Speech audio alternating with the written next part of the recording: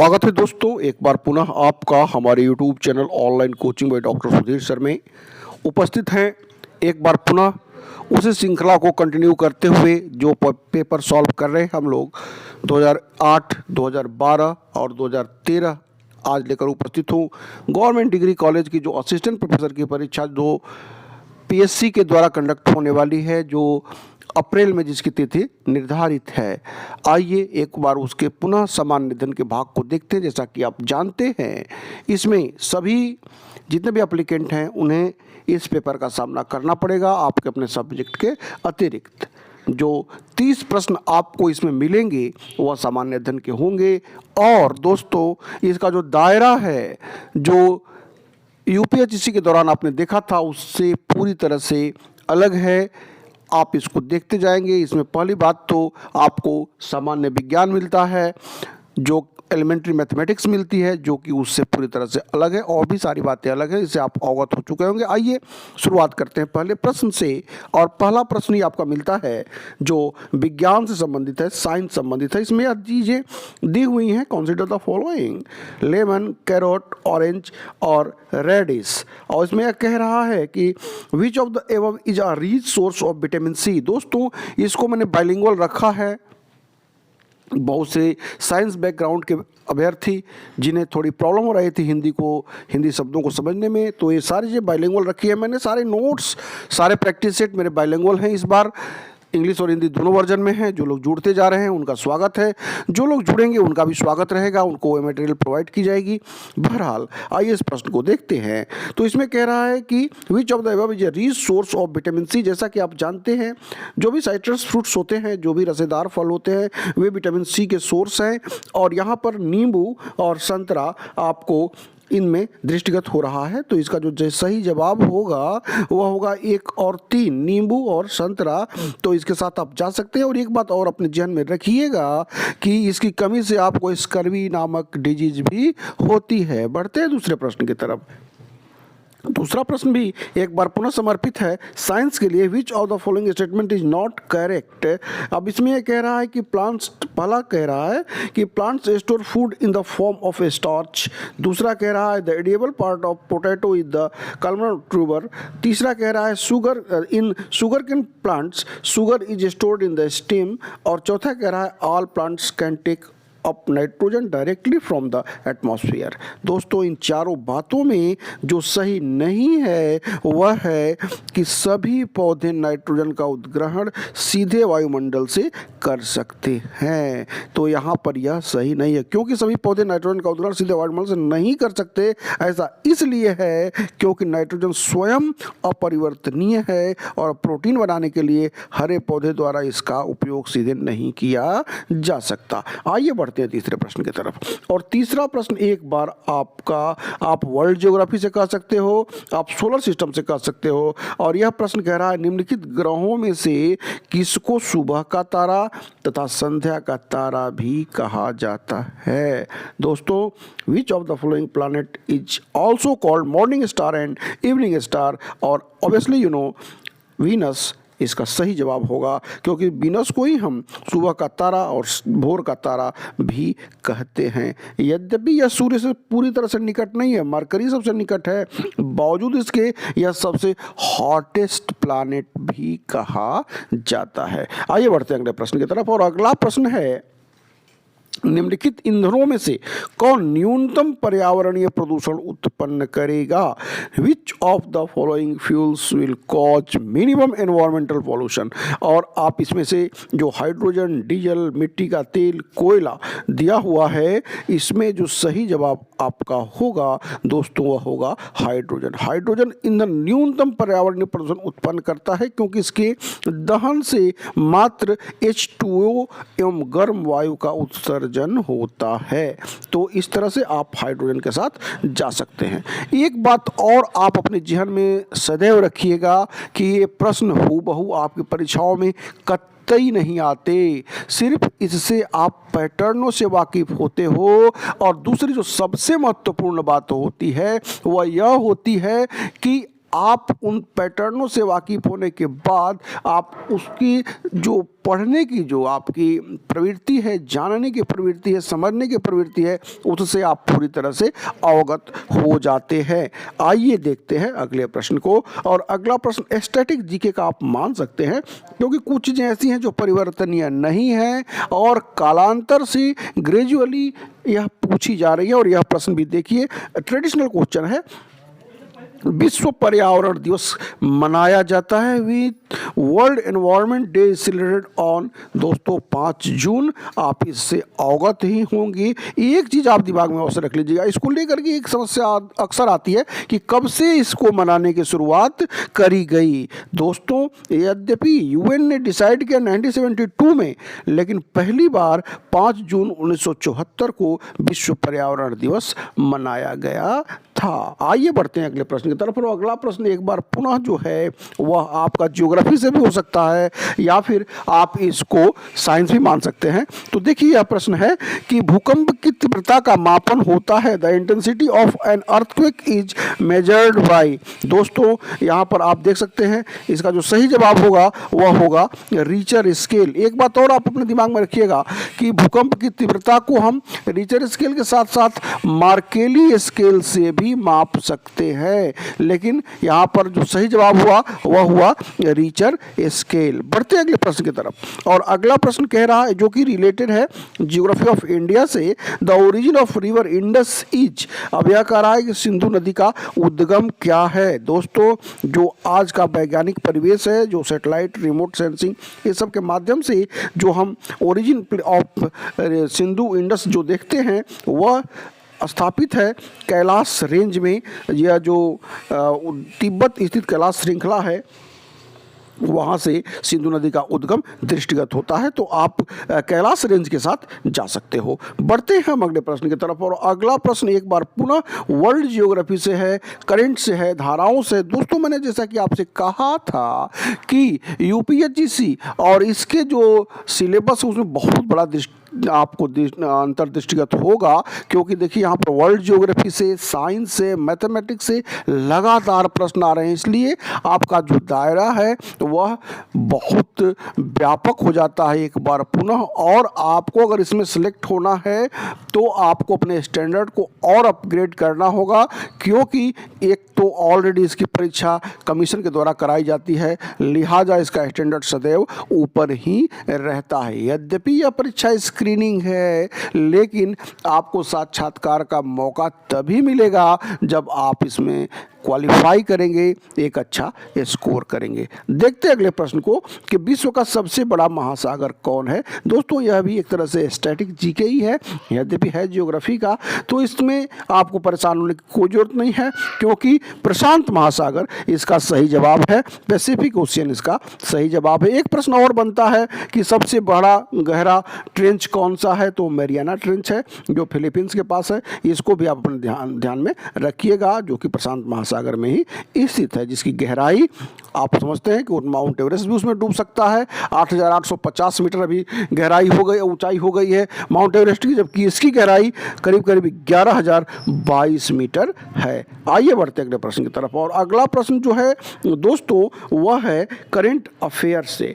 और यह जो प्रश्न पूछा गया है, यह बात हम आपको बता दें कि इसकी कोई रिलेटिविटी आज के डेट में नहीं है, क्योंकि यह प्रश्न पूछ रहा है कि निम्नलिखित में से किसने सितंबर 2014 में अफगानिस्तान के राष्ट्रपति का पदभार संभाला। दोस्तों जैसा कि आप जानते हैं कि वर्तमान में, अब इस प्रश्न का कोई मतलब नहीं, आप सिर्फ पैटर्नों को देखिए कि इस तरह से करंट के प्रश्न आते हैं। तो यहाँ पे कह रहा है, उस समय तो गनी अफजाई थे, अशरफ गनी, लेकिन अब यह मामला कुछ उल्टा पड़ गया है, तालिबान ने वहाँ पर कैप्चर कर लिया है और मुल्ला अब्दुल गनी बरादर और एक खूनजादा जो करके था मौलवी, वहाँ ये कैप्चर किए हुए हैं। तो यह कुछ डिसाइडेड नहीं है, तो इसको आप प्रश्न को आप हटा दीजिएगा। सिर्फ पैटर्नों से आप वाकिफ होंगे कि आसपास के हम जो नेबरिंग कंट्रीज हैं उनके प्रेसिडेंट या जो हेड ऑफ द गवर्नमेंट है उनको हम अपने जहन में रखेंगे। बहरहाल बढ़ते हैं अगले प्रश्न की तरफ। और अगला प्रश्न भी एक बार आप देखें स्पोर्ट्स से है, करंट से है और इसमें यह पूछ रहा है कि 2014 फुटबॉल विश्व कप का आयोजन किस देश में किया गया था। दोस्तों अगर इस तरह का प्रश्न पूछता है तो अगर 2018 का पूछता है आप बोल दोगे कि 2018 कहाँ हुआ था, रसिया में हुआ था। अगर ये पूछा 2018 किसने जीता था, फ्रांस ने जीता था, किसको हरा करके, क्रोएशिया को हरा करके। अगर यह पूछा 2022 में कहाँ पे होगा, कतर दोहा में होगा, आप पूरी तरह से अवगत हैं। और अगर यह पूछता है कि 2026 में कहाँ पे होगा तो आपको बताना है कि यह 3 देशों का आयोजन होगा, कनाडा, मैक्सिको और यूएसए में। तो दोस्तों आपको इस तरह के प्रश्नों को अपने ज़हन में निश्चित तौर पर रखना होगा, अपनी पकड़ कहीं भी ढीली नहीं करनी है। यूपीएससी में जिनके मार्क्स 70+ हैं या अपने सब्जेक्ट के अकॉर्डिंगली जिन्होंने अच्छा स्कोर किया हुए हमारे साथ इंटरव्यू के लिए जुड़े हुए हैं, they are preparing for their interview लगातार कंटिन्यूअसली। लेकिन जिनको ये लगता है कि इन प्रकार कहीं भी उनकी कोई कुछ कमी रह गई है, वे अपने आप को जीडीसी के लिए प्रिपेयर कर सकते हैं, सामान्य दिन के भाग के लिए हमारे साथ सहर्ष जुड़ सकते हैं। आइए बढ़ते हैं अगले प्रश्न की तरफ। और अगला प्रश्न भी एक बार पुनः करंट अफेयर से है और यहाँ पर नोबेल प्राइज की बात करी जा रही है और उस समय की बात करें। यद्यपि यह वो जमाना था जब यह प्राइज मिली थी तो भारत बड़ा ही गौरवान्वित हुआ था। दूसरी बार भारत को पीस नोबेल प्राइज मिला था कैलाश सत्यार्थी के रूप में। उससे पूर्व जो है आप जानते हैं कि मदर टेरेसा को मिला था। लेकिन जब यह बात 2021 की हो गई है, क्योंकि आपकी परीक्षा 2022 अप्रैल में होने वाली है, तब तक से घोषणा हो चुकी है अभी। और पीस का जो इस बार का, इससे पूर्व 2020 में जो मिला था, जैसा कि आप जानते हैं एक संस्थान को मिला था। लेकिन अगर यहाँ पर आपसे पूछता है तो इस बार 2021 का जो प्राइज मिला है वो 2 पत्रकारों को मिला है। मारिया रेसा जो फिलीपींस के पत्रकार हैं, जबकि डिमित्री मोर्तोव जो रसिया के पत्रकार हैं। और इन दोनों को इस बार का नोबेल प्राइज पीस प्राइज मिला हुआ है। बढ़ते अगले प्रश्न की तरफ। और अगला प्रश्न जो दोस्तों आपका है वह है हिस्ट्री से, वो भी मेडिवल हिस्ट्री से। यहाँ पर आप देखिए सल्तनत काल की बात की जा रही है और यह पूछ रहा है कि ब्लड एंड रक्त एंड लॉ की बात की जा रही है। तो यहाँ पर बलबन की बात की जा रही है। दोस्तों बलबन ने इस नीति को अपनाया था। अगर मान ली लाख बख्श की बात की जाती, कुतुबुद्दीन ऐबक आ जाता, लेकिन ब्लड एंड आयरन की बात की जा रही है तो वहाँ पर कौन आएगा, तो वहाँ पे आएगा बलबन, गुलाम वंश का सुल्तान था। बढ़ते हैं अगले प्रश्न की तरफ। और अगला प्रश्न पूछ रहा है कि पॉलिटिकल मेंटर ऑफ गोखले। दोस्तों गोखले खुद ही किसी के मेंटर थे, आप जानते हैं किसके मेंटर थे, महात्मा गांधी के मेंटर थे। और गोखले का मेंटर कौन था, तो एमजी रानडे। एमजी रानडे, महादेव गोविंद रानडे जो थे वह एक नरमपंथी नेता थे और 1905 में सर्वेंट ऑफ इंडिया सोसाइटी की स्थापना करी गई थी। तो दोस्तों बढ़ते अगले प्रश्न की तरफ। और अगला प्रश्न एक बार पुनः बहुत ही महत्वपूर्ण होने वाला है। निम्नलिखित में से किस आंदोलन को राष्ट्रीय स्वतंत्रता का मुस्लिम युद्ध के रूप में माना जाता है, मुस्लिम वॉर ऑफ नेशनल इंडिपेंडेंस। दोस्तों जैसा कि आप देख रहे हैं, प्रश्नों का स्टैंडर्ड देख रहे हैं, आप समझ सकते हैं कि आप किस परीक्षा में सम्मिलित हो रहे हैं। आपको अपना स्टैंडर्ड बढ़ाना ही होगा। अब देखिए खिलाफत आंदोलन को राष्ट्रीय स्वतंत्रता का मुस्लिम युद्ध के रूप में माना जाता है। खिलाफत आंदोलन आप जैसा कि आप जानते हैं विश्व स्तर पर जो है ब्रिटेन और टर्की के मध्य में जो एक धर्म गुरु को लेकर के एक लड़ाई हुई थी, इसलिए खिलाफत आंदोलन को आप मान सकते हैं राष्ट्रीय स्वतंत्रता का मुस्लिम युद्ध। और ए इसका सही जवाब हुआ। दोस्तों अगला प्रश्न ट्रेडिशनल ही है, आसान है, जनरल डायर से आप अवगत होंगे और कह रहा है कि जालियांवाला बाग त्रासदी से जुड़ा सैन्य अधिकारी निम्नलिखित में से कौन था। ऑब्वियसली यह डायर था, इसके बारे में आप अच्छी तरह से अवगत हैं। 13 अप्रैल 1919 जालियांवाला जो बाग है जो कि अमृतसर में, एक बार प्रश्न ये भी पूछा था कि जालियांवाला बाग कहाँ स्थित है, किस शहर में है, तो अमृतसर में है। और वहाँ पे जालियांवाला बाग में जनरल डायर ने अकारण ही भीड़ पर गोलियां चला दी थी। 1000 से अधिक लोग, निर्दोष लोग मारे गए थे रॉलेट एक्ट के विरुद्ध में। बढ़ते अगले प्रश्न की तरफ, और अगला प्रश्न एक बार पुनः आपका फेवरेट और मैथमेटिक्स से है, जिसको कि जैसा कि मैंने आपसे प्रारंभ से ही बताया था कि इस परीक्षा में अगर आपको क्वालिफाई करना है तो एक एक प्रश्नों पर आपको ध्यान देना होगा। और यहाँ पर ये जो मैथमेटिकल टर्म है यह यद्यपि होता बड़ी आसान है, लेकिन जब इससे आपको भयाक्रांत और भयग्रस्त होने की आवश्यकता नहीं है। आप इसको ऐसे कैलकुलेट करोगे 2500, और इसको आपको इसका परसेंटेज निकालना है। सिंपली इसको आप कैलकुलेट कर लो, 2500 2/5, उसके बाद 40/100 मल्टीप्लाई बाई 30/100 कर देंगे। आप इसको कैलकुलेट करोगे तो 120 इसका आंसर आएगा। ये कोई बहुत बड़ी बात नहीं है, 120 इसका सही जवाब होगा। अगला प्रश्न भी जो है वह आपको देख सकते हैं। अगले प्रश्न में स्मॉलेस्ट फ्रैक्शन की बात की जा रही है। इसमें सिर्फ डिवाइड करके इसको पाया जा सकता है।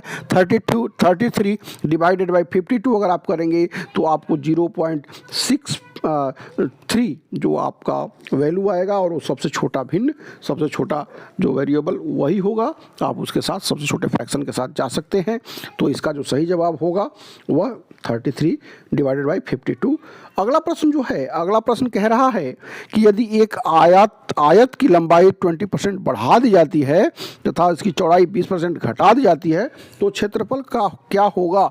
दोस्तों, normally the area of rectangles should be length and breadth, L and B होता है। Let the length of rectangle at first be 100x and B 100y। तो अब इसको आप इसको ऐसे for convenience point of view आप इसको 120x multiply by 80y equal to 9600 XY करेंगे। देन आपका जो which is 4% smaller than the original area, तो 4% होगा, घट जाएगा। सी इसका सही जवाब होगा। आप इसके फाइल में आप देख सकते हैं, इसके कैलकुलेशन हम यहाँ पर बता देंगे। तो बढ़ेंगे अगले प्रश्न की तरफ, और अगला प्रश्न जो है बड़ा ही आसान है। इसमें कह रहा है कि 1 से 100 तक सभी संख्याएं लिखी जाएं तो अंक 5 का उपयोग कितनी बार किया जाएगा।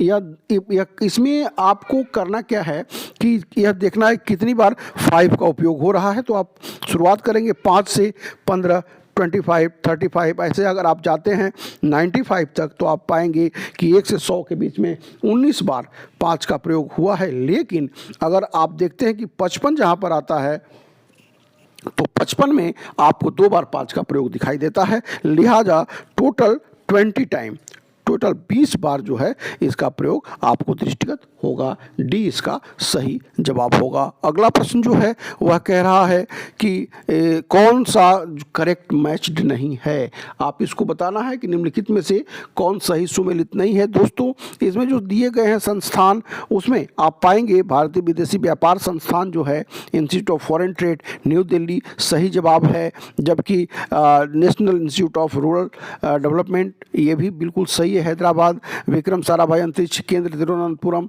ये भी सही है। लेकिन यहाँ जो ये कह रहा है प्रधानमंत्री ग्राम सड़क योजना और प्रधानमंत्री चंद्रशेखर की बात करी जा रही है, दोस्तों यह सही नहीं है। यह योजना शुरुआत करी गई थी अटल बिहारी वाजपेयी के द्वारा। आप इसको करंट का हिस्सा भी मान सकते हैं। बढ़ते हुए हम आ गए 21 यानी कि 21वें प्रश्न की तरफ। और 21वां प्रश्न जो है, आप जैसे देख रहे हैं लगातार हम लोग फेस कर रहे हैं इंडियन सेंसस को, तो इंडियन सेंसस पर अपनी पकड़ आपको मजबूत बनानी होगी और पैटर्नों से आप अवगत होते हुए चले। मैं तो आपके साथ रहूँगा ही रहूँगा।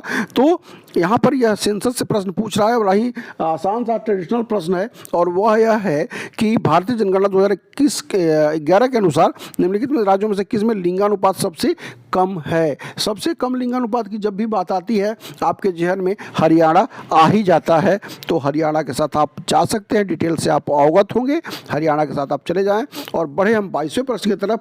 और 22वां प्रश्न कह रहा है कि निम्नलिखित में से किस पंचवर्षीय योजना में भारत की विकास दर सर्वाधिक हुई। दोस्तों, अब तो जैसा कि आप जान रहे हैं कि पंचवर्षीय योजनाएं समाप्त हो चुकी हैं, योजना आयोग समाप्त हो चुका है। और योजना आयोग के बारे में जब भी बात होती है, गैर संवैधानिक निकाय था, अब वो योजना आयोग के जगह पर नीति आयोग आ चुका है। सारी बातों से आप अवगत हो चुके हैं। जमाना बदल चुका है, प्रश्न बदल रहे हैं। लेकिन जब यह प्रश्न आया था और यह एक ट्रेडिशनल प्रश्न हो गया, कि किसमें सबसे ज़्यादा विकास दर हुआ था, तो आप निश्चित तौर पर 11वीं पंचवर्षीय योजना के साथ जा सकते हैं, क्योंकि 11वीं पंचवर्षीय योजना में विकास दर सर्वाधिक था, जो इसमें मेंशन की गई है 4 योजनाएं। तो आगे बढ़ते हैं हम अगले प्रश्न की तरफ, और अगला प्रश्न जो है 23वां प्रश्न है, और वो भी इकोनॉमिक्स से ही है, और यह कह रहा है कि स्वर्ण जयंती ग्राम स्वरोजगार योजना कब लागू किया गया था। तो दोस्तों, यह योजना लागू करी गई थी 1999 में, स्वर्ण जयंती ग्राम स्वरोजगार योजना। दोस्तों, बहुत सारी योजनाएं हैं, उसको आपको अपने जहन में रखना होगा। यद्यपि हैं बहुत योजनाएं, लेकिन उसमें इम्पोर्टेंट योजनाओं के एक नोट्स हम लोग प्रैक्टिस के दौरान बनाएंगे और उसी को याद रखेंगे। बढ़ते अगले प्रश्न की तरफ, और अगला प्रश्न कह रहा है कि यहाँ पर 2 सूचियाँ दी गई हैं और उनको मिलाना है आपको, और उसको सही चयन करना है, सही उत्तर चुनना है। आप देखिए, match the given list 1 and select the correct answer using the code given below. इसमें डायमंड है, मार्बल है, सैंड है, लुब्रिकेंट है, और इसको आपको सही सुमेलित करना है। दोस्तों, आप डायमंड कार्बन, जो आपका संगमरमर है, जो मार्बल है कैल्शियम, सैंड है सिलिकॉन, और जो आपका लुब्रिकेंट है ग्रेफाइट, यानी कि इसका जो सही उत्तर होगा वह बी होगा। आप बी के साथ जा सकते हैं। B is the right answer of this question. Now move to the question number 25, और यह जो क्वेश्चन है ट्रेडिशनल है, कई बार आ चुका है और आगे भी आने की संभावना है। ठोस कार्बन डाइऑक्साइड जब भी आता है शुष्क वर्ब, तो आपका आ जाता है ठोस कार्बन डाइऑक्साइड। आप पूरी तरह से अवगत हैं, जब भी यह प्रश्न पूछे ड्राई आइस, तो वहाँ पर आपको सॉलिड कार्बन डाइऑक्साइड के साथ जाना ही चाहिए। अगला प्रश्न भी ट्रेडिशनल है, आसान है, जिसमें कह रहा है कि निम्नलिखित तत्वों में से किसके अपरूप नहीं है। यहाँ पर आयोग से आयोग भी थोड़ी कभी कभी प्रश्नों को कॉन्ट्राडिक्टरी कर देता है। Which of the following element are not autotrophs, और यहाँ पर हम आपको बता दें कि कार्बन, फास्फोरस, नाइट्रोजन, ऑक्सीजन की जो बात की जा रही है, सारे में आप पाएंगे कि अपरूप होते हैं। दिए गए विकल्प में ऐसा कोई नहीं इसमें अपरूप नहीं होते हैं, तो आप जो है इसका उत्तर कोई विकल्प में नहीं बता सकता, क्योंकि कार्बन, फास्फोरस, नाइट्रोजन सभी में अपरूप होते हैं। बढ़ेंगे हम 27वें क्वेश्चन की तरफ, और यह कह रहा है कि अब यहाँ पे कि लिफ्ट में किसी पिंड का आभासी भार उसके वास्तविक भार से अधिक होता है यदि लिफ्ट, अब यहाँ पर देखिए, virtual object in a lift the load is greater than the actual wait if the lift. अब यह कह रहा है कब यह होगा, तो इसका जो सही जवाब होगा दोस्तों, एक्सीलरेटेड अपवर्ड, जब यह ऊपर की ओर त्वरित होती है तब ऐसा होता है, यानी कि डी इसका सही जवाब हुआ। अगला प्रश्न बहुत ही ट्रेडिशनल, ध्वनि का वेग अधिकतम होता है, यानी कि मैक्सिमम जो स्पीड ऑफ साउंड होती है वह किस में सबसे अधिक होती है। दोस्तों, जो 4 ऑप्शन हैं उसमें स्टील में जो ध्वनि का वेग होता है वह अधिकतम होता है। बढ़ेंगे अगले प्रश्न की तरफ, और अगला प्रश्न है, निम्नलिखित में से कौन सा रोग अनुवांशिक रोग नहीं है। Which of the following is not a genetic disease. दोस्तों, हम आपको बता दें कि जो यहाँ पर 4 ऑप्शन दिए हुए हैं उसमें रतौंधी, जिसको नाइट ब्लाइंडनेस जो है वह अनुवांशिक रोग नहीं है, यह विटामिन ए की कमी के कारण होता है। आगे बढ़ते हुए हम आ गए दोस्तों जो हम 30वें प्रश्न की तरफ, और 30वां प्रश्न है कि पित्ताशय में उपस्थित पत्थर निम्नलिखित में से किसका पाचन प्रभावित करता है। The stones present in the गैल bladder affect the digestion of which of the following. दोस्तों, यह प्रभावित करता है किसको, फैट को। आप फैट के साथ जा सकते हैं, और इसी के साथ 30 प्रश्नों की यह श्रृंखला समाप्त होती है। हम पुनः उपस्थित होंगे अगले प्रश्न पत्र के साथ, उसके बाद प्रैक्टिस सेट और नोट्स के साथ। अगर आप हमारे साथ जुड़ना चाहते हैं, आपका स्वागत है। वीडियो वॉच करने के लिए ढेर सारा धन्यवाद।